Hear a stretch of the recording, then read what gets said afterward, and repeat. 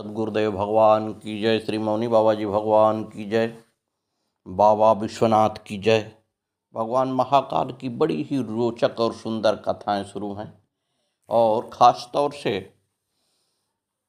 सनातन धर्मावलंबी नौजवान युवक इन लोगों को अवश्य सुनकर इससे सीख लेनी चाहिए और जानकारी होना हिंदू धर्म में बहुत ज़रूरी है।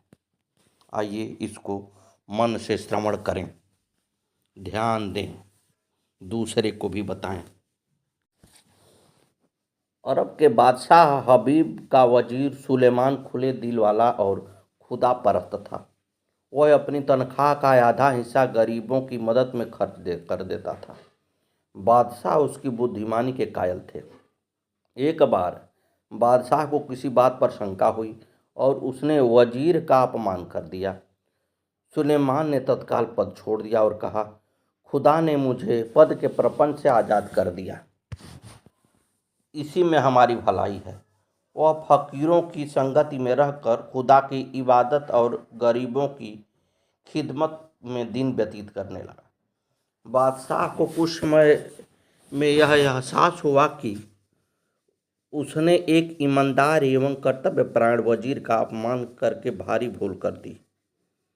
वह सुलेमान के पास पहुंचा और उसने विनम्रता से कहा, उस दिन मुझसे अनजाने में भूल हो गई, तुम अपने पद को पुनः स्वीकार करो।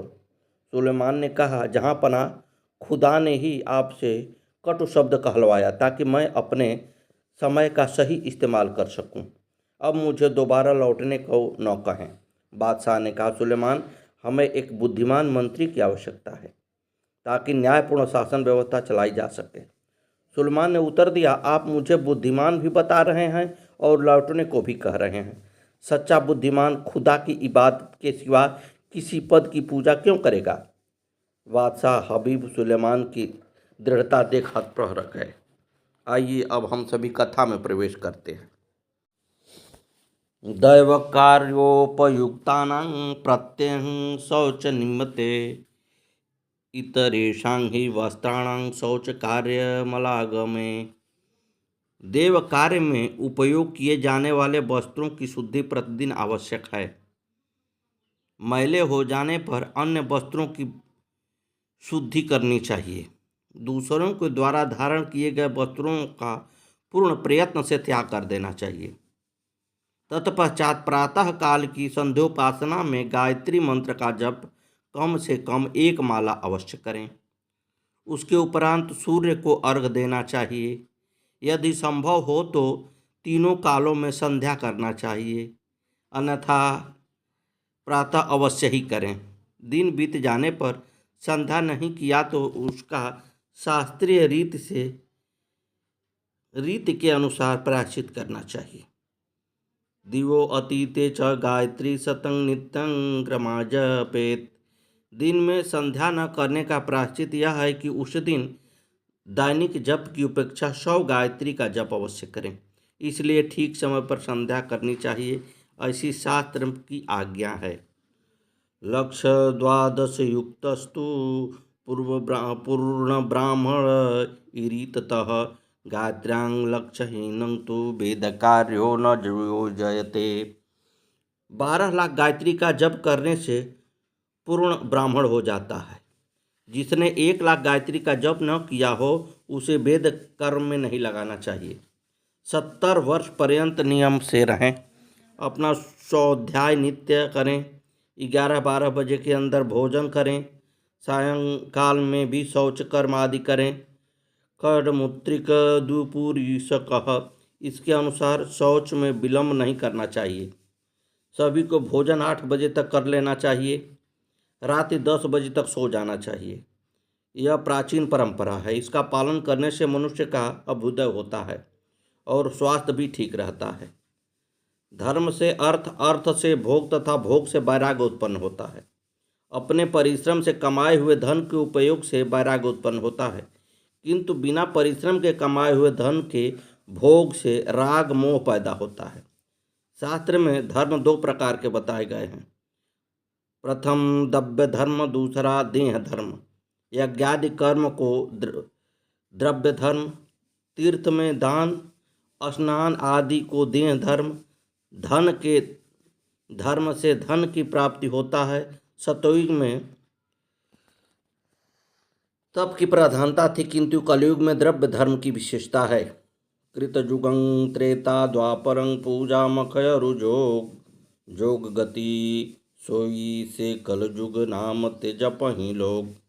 सतयुग में ध्यान से ज्ञान की प्राप्ति, त्रेता में तपस्या से ज्ञान की प्राप्ति तथा द्वापर में यज्ञ से ज्ञान उत्पन्न होता था, किंतु कलयुग में प्रतिमा पूजन से ही ज्ञान उत्पन्न होता है। यादृश्यं पुण्य पापं वां तादृशं फलमेव ही। मनुष्य का जैसा पाप पुण्य होता है उसे उसी प्रकार के फल प्राप्ति होती है। अधर्म से दुख तथा धर्म से सुख प्राप्त होता है। दूसरे शब्द में कहूँ तो दुराचार से दुख, सदाचार से सुख प्राप्त होता है। इसलिए धर्म को मत भूलो। सूत जी कहते हैं, हे ऋषियों, अब मैं अर्थ प्राप्ति की विधि बताता हूँ। आप लोग सावधान होकर श्रवण करें। ब्राह्मणों को चाहिए कि वह सदा सावधान रहकर विशुद्ध यज्ञादि से धन का अर्जन करे, और क्षत्रिय अपने बाहुबल से धन उपार्जन करे, और वैश्य कृषि तथा गौरक्षा से कमाए। परिश्रम से कमाए हुए धन के दान से ही दान के फल की प्राप्ति होती है। दान करने से ही धन पवित्र होता है, इसलिए दान का बहुत महत्व है। तन पवित्र सेवा किए धन पवित्र कर दान, मन पवित्र हरि भजन सो होत विविध कल्याण। दान में कं कलयुगो। इस घोर कलयुग में दान देने से धन पवित्र होता है। संतों और ब्राह्मणों की सेवा से यह शरीर पवित्र होता है। सत्संग और भजन से मन पवित्र होता है। अपना कल्याण चाहने वाला पुरुष दान अवश्य करे। सत्संगात सर्वते में तद्व्यं नारायण जायते द्विजा, धन धान्यादिकं सर्वदेयं वै गृह मेधिना। हे ऋषियों, सब कुछ ज्ञान सत्संग से प्राप्त होता है। गृहस्थ पुरुष को चाहिए कि धन धनादि सब वस्तुओं का दान करे। जिस मौसम काल में जो वस्तु अन्न फल तथा धान्य आदि उत्पन्न होता हो, तो वह क्षुधा रूपिणी रोग की शांति के लिए सदा ऊन अन्न आदि का दान करे। भक्ष, भोज्य, लोह्य और चोष्य, ये 4 प्रकार के दान कहे गए हैं। जिसका अन्न खाकर जो जितने काल तक कथा श्रवण, मनन तथा निधिध्यासन द्वारा आत्मज्ञान का पुण्य सत्कर्म करता है, उस व्यक्ति के पुण्य का आधा फल दाता को प्राप्त होता है। इसमें तनिक भी संदेह नहीं है। गृहस्थ को अपनी आय का चतुर्थांश परलोक साधन के लिए दान करना चाहिए। आधे भाग के नित्य नैमित्य कर्म करते हुए अपने परिवार का भरण पोषण करे तथा 1/4 भाग मूल पूंजी के रूप में रखकर उसे बढ़ाए। इससे धन सफल होता है। दान देने वाला मनुष्य दान में प्राप्त हुए वस्तु का दान तथा तपस्या करके अपने प्रतिग्रह जनित पापों की शुद्धि कर ले, अन्यथा पाप संशोधनं कुर्यादन्यथं रौरवः व्रजेत। उसे रौरव नाम के नरक में जाना होता। कृषि के द्वारा उत्पन्न किए गए धन का दशांश दान करे। यदि अकस्मात बिना परिश्रम का कहीं से उपहार आदि रूप में धन प्राप्ति हो जाए तो उसमें से आधा भाग दान कर दे। यदि कहीं पाप कर्म के द्वारा कहीं से धन मिल जाता है तो उसे सागर में डाल देना चाहिए। उसका भोग करने से पूरे परिवार की बुद्धि भ्रष्ट हो जाती है और उस परिवार का विकास रुक जाता है। जो मनुष्य अपनी समृद्धि और विकास चाहता है वह सदैव ज्ञान निष्ठा सदाचारी ब्राह्मणों को बुलाकर अपनी शक्ति के अनुसार दान दे। मांगने वाले को अपनी शक्ति के अनुसार सदैव दान करना चाहिए। द्रव्य की शुद्धि दान से होती है। जिस द्रव्य का दान नहीं किया जाता वह द्रव्य विष्ठा के समान कहा जाता है। यतो दानं न जायेत तद द्रव्यं मलवत् स्मृतः। जो दान नहीं करता वह पापी पुरुष नरक यातनाएं भोगकर जन्म जन्मांतर में दरिद्र होता है। व्यास जी ने कृपण और दानदाताओं को 2 श्रेणियों में विभक्त किया है। उनकी स्पष्ट घोषणा है, दत्तदानाश्चं भवेत् दारिद्रो दरिद्रभावात् प्रकरोति पापम। पाप प्रभावान नरकं प्रयाति पुनर्दरिद्रम पुनरेव पापी। दान न करने वाला मनुष्य दरिद्र होता है, दरिद्र होने से वह पाप करता है, पाप के कारण नरक में जाता है।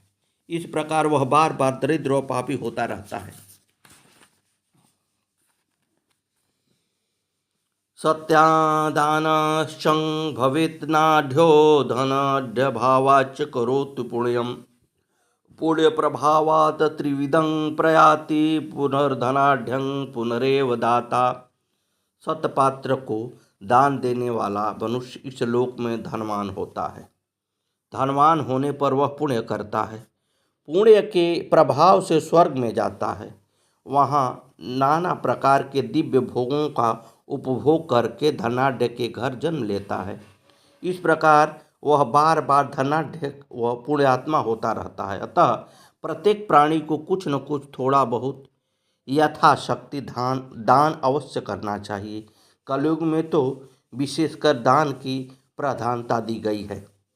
कलो भागीरथी गंगा, कलो वाराणसी पुरी, कलो विश्वेश्वरो देवो दानमेकं कलो युगो। कुछ मदांध लोगों का स्वभाव होता है कि वे याचक को देखते ही जल भुन जाते हैं। वे यह विचार नहीं कर पाते कि याचक कैसे बने। जैसे मनुष्य कभी दान नहीं करता, वही याचक बनकर घर घर मारा मारा फिरता है। याद रखें, याचक मांगने नहीं आते, वे तो आप सभी की शिक्षा देने आते हैं कि सबको प्रतिदिन यथाशक्ति दान करना चाहिए। जो दान नहीं करते उनकी गति ऐसी ही होती है। वे हमारी तरह इधर उधर एक एक दाने के लिए हाथ फैलाए फिरते रहते हैं। याचकांनैव याचन्ते बोधयन्ति गृहे गृहे दीयतां दीयतां नित्य मदादुगतिरिष्यति।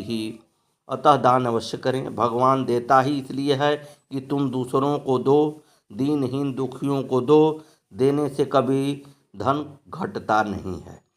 तुलसी पंछी के पिए घटाए न सरिता नीर, दान दिए धन ना घटे जो सहाय रघुबीर। यह बात चरितार्थ है। आगे सूत जी कहते हैं, हे शौनक, विद्वानों को चाहिए कि वह दूसरों के दोषों का बखान न करे। विद्वान पुरुष ऐसी बात न करे जो दूसरों को कष्ट पहुँचे।